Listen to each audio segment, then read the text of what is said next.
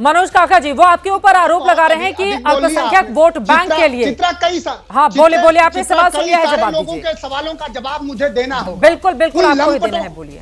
उन लंपटों का भी जवाब देना होगा जो बाबा साहब अम्बेडकर को हिंदू धर्म के पक्ष में खड़ा किया, और उस लंपट को यह नहीं पता है कि 14 अक्टूबर 1956 को बाबा साहब ने हिंदू धर्म को छोड़ करके बुद्ध धर्म अपना लिया।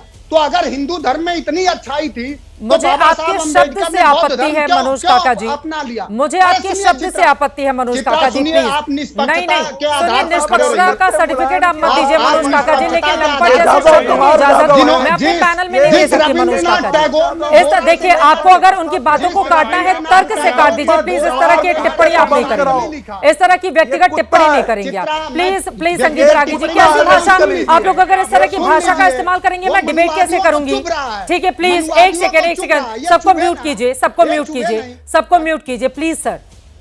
ये कार्यक्रम परिवार में छोटे बच्चे भी देखते हैं, बड़े बुजुर्ग भी देखते हैं। मुझे लगता है कि शब्दों का इस्तेमाल उसी तरह से करें जैसा कि आप अपने घर में अपने बच्चों के सामने करते होंगे। प्लीज, दोनों ही लोगों से गुजारिश है, व्यक्तिगत टिप्पणी नहीं, और कोई भी इस तरह के शब्दों का आप इस्तेमाल नहीं करेंगे कि मुझे आप लोगों की आवाज को म्यूट करना पड़े।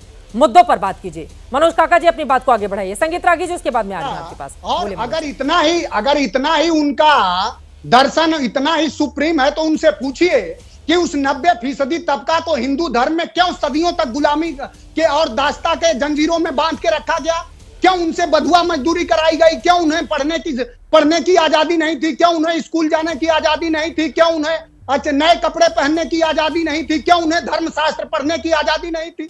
और आरएसएस अगर इतना ही सुप्रीम है तो आरएसएस ने अपने 100 साल के कार्यकाल में क्यों नहीं किसी दलित, वंचित या पिछड़े वर्ग को अपना सरसंघचालक बनाया? नहीं बनाया, ना आगे भी नहीं बनाएगा। और संगीत रागी जैसे मनुवादी लोग जो कभी संविधान परस्त नहीं हो सकते, इस देश के बहुजनों को धार्मिक उन्मादी बनाना चाहते हैं और अपने बच्चों को वो इंग्लैंड और हार्वर्ड पढ़ाना चाहते हैं। ऐसे लोगों के कुकृत्यों को, और जो आप कह रहे हैं कि नरेंद्र मोदी कहते हैं कि एक हाथ में कुरान हो और एक हाथ में कंप्यूटर हो, अच्छी कहते हैं। और वही नरेंद्र मोदी तो ये भी कहते हैं कि आप कपड़े से लोगों को पहचान सकते हैं।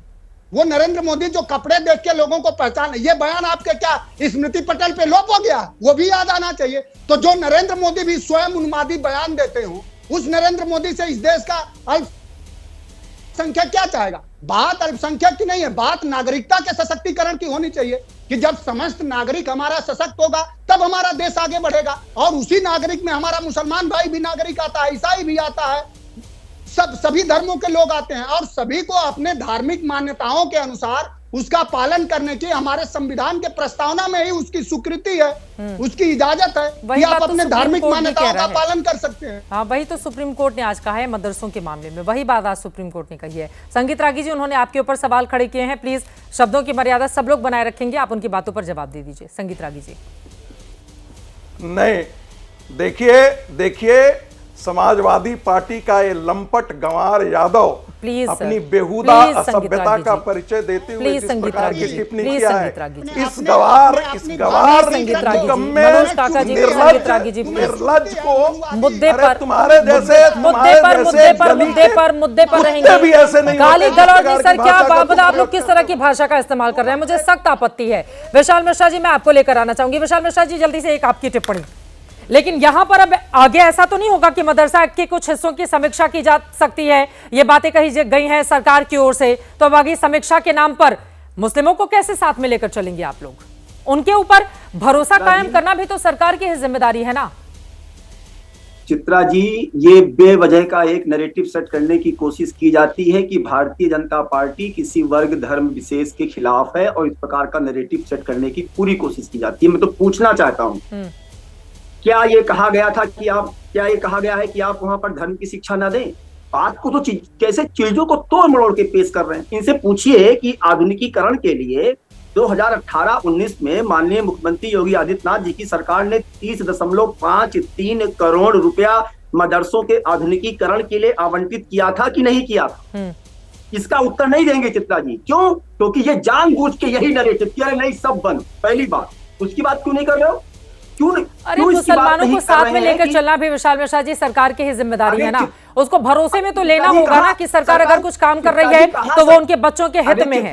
हाँ, अच्छा चित्रा जी, आप अगर सरकार आधुनिकीकरण के लिए फंड दे, पैसा दे तो अलग कर रही है, साथ लेकर नहीं चल रही है, उनको समाज की मुख्य धारा से जोड़ने का काम नहीं कर रही है। आप बताइए, एक बेसिक सी बात है कि जब सरकार आधुनिकीकरण के लिए फंड दे रही है, 560 मदरसे सरकारी एडेड है, तो क्या ये सरकार कहीं विमुख कर रही है क्या? आधुनिकीकरण के लिए कर रही है ताकि लोग जुड़ के समाज की मुख्य धारा में जाएं, आगे बढ़े, किसने रोका है भाई?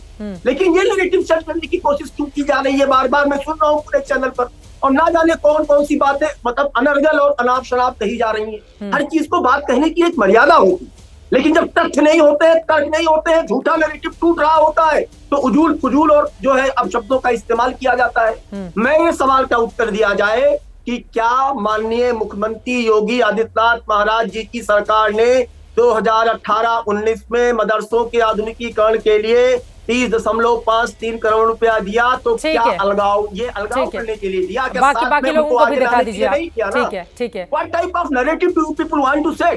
ठीक है, रहमानी साहब मैं आपके पास आऊंगी। संगीत रागी जी थोड़ा सा शब्दों का ध्यान रखते हुए 2 लाइन में अपनी बात खत्म कर दे। रहमानी जी उसके बाद मैं आ रही हूँ आपके पास, उनको मैंने टोका था इस वजह से वो अपनी बात पूरी कर लें। प्लीज सर, संगीत रागी जी आपसे रिक्वेस्ट है, मुद्दे पर जवाब दीजिए। देखिए चित्रा जी, मैंने किसी पर व्यक्तिगत टिप्पणी नहीं की है और मैं कभी व्यक्तिगत टिप्पणी करता नहीं हूं, लेकिन यदि कोई लंपट शब्द का प्रयोग करे तो मैं उसे कहूंगा वो मुलायम की नाजायज औलाद है। संगीत रागी जी प्लीज, मैं उसे एक क्लोजिंग कमेंट रहमानी साहब आपका, क्लोजिंग कमेंट रहमानी साहब आपका प्लीज। ये तरीका नहीं हो सकता है डिबेट को आगे ले जाने का। रहमानी साहब एक क्लोजिंग कमेंट। नहीं, मैं देखिए ये बहुत ही खराब अल्फाज हैं जो मैंने आज इस डिबेट पे सुने। आपकी तरह मैं भी इसे अप्रूव नहीं करता। इख्तलाफ करिए चाहे जितना करिए, लेकिन लफ्ज़ों की मर्यादा बरकरार रहनी चाहिए, सब में हमें होना चाहिए। एक बात। दूसरी बात, देखिए 16,000 मदरसों में से 550 मदरसों को अनुदान मिला है, और कितना बड़ा गुणगान हो रहा है यहाँ। बाकी के 16,000 को क्यों नहीं मिला, इस पर भी एक सवाल होना चाहिए। दूसरी बात, हमारे मोहसिन भाई बार बार कह रहे हैं टोपी बदल के टाई तक, आप भारतीय टोपी भारतीयता की का वो बदलने की बात नहीं कह रहे, वो कह रहे हैं टोपी के साथ टाई। रहमानी साहब उन्होंने कहा टोपी हटा के नहीं, टोपी के साथ मैं वही कह रहा हूं। टोपी के साथ आप अंग्रेजों की टाई क्यों लाना चाहते हैं? भारतीयता रहने दीजिएगा। और मौलवी से दिक्कत क्या है? ये सवाल आपने भी किया था। अब मदरसा आधुनिक हो जैसा भी हो, लेकिन मदरसे का पर्पस क्या है?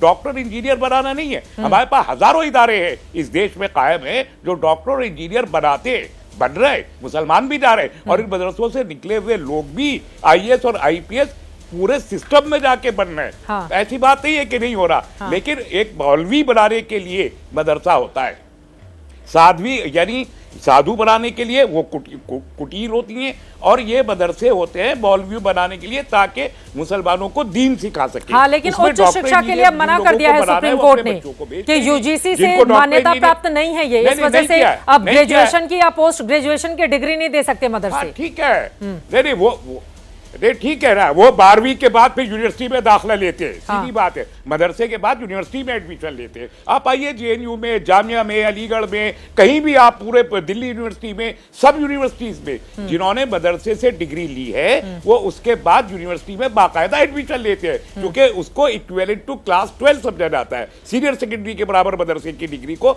हमेशा से समझा जाता है, और इसीलिए इसके बाद तो आप सरकार से ये चाहते हैं कि जिन मदरसों को फंड नहीं दे रही है सरकार, उन मदरसों को भी पैसे दे। आप ये कह रहे हैं कि बहुत छोटा अमाउंट है उन मदरसों का जहां पर सरकार पैसे फंड देती है। आप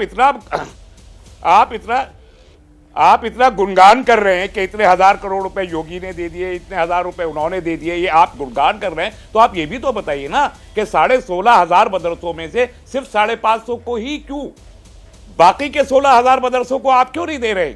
आधुनिकीकरण वो भी आधुनिक हैं। हम लोगों के मैथमेटिक्स और ये साइंस और इंग्लिश ये सारे ठीक है सर, ये आधुनिकीकरण को लेकर जो सवाल हैं वो अभी बहुत दूर तक जाने वाले हैं। फिलहाल वक्त हमें इतने की इजाजत देता है। आप तमाम मेहमानों का बहुत धन्यवाद हमारे साथ महादंगल का हिस्सा बनने के लिए। यहाँ पर जिस भी तरह की टिप्पणी मेहमानों की ओर से की गई है वो उनकी अपनी व्यक्तिगत टिप्पणी है, चैनल का उससे कुछ भी लेना देना नहीं। और उम्मीद में यही भविष्य में कहूंगी कि कभी जब भी वो डिबेट में आए तोल मोल कर बोले, और व्यक्तिगत टिप्पणी की बजाय अगर हम मुद्दों पर बात करें तो उससे जनता पर ज्यादा और सीधा असर भी होगा। इसी के साथ महादंगल में अभी के लिए दीजिए इजाजत। देश और दुनिया की तमाम खबरों के लिए आप देखते रहिए ABP न्यूज, जो आपको रखे आगे।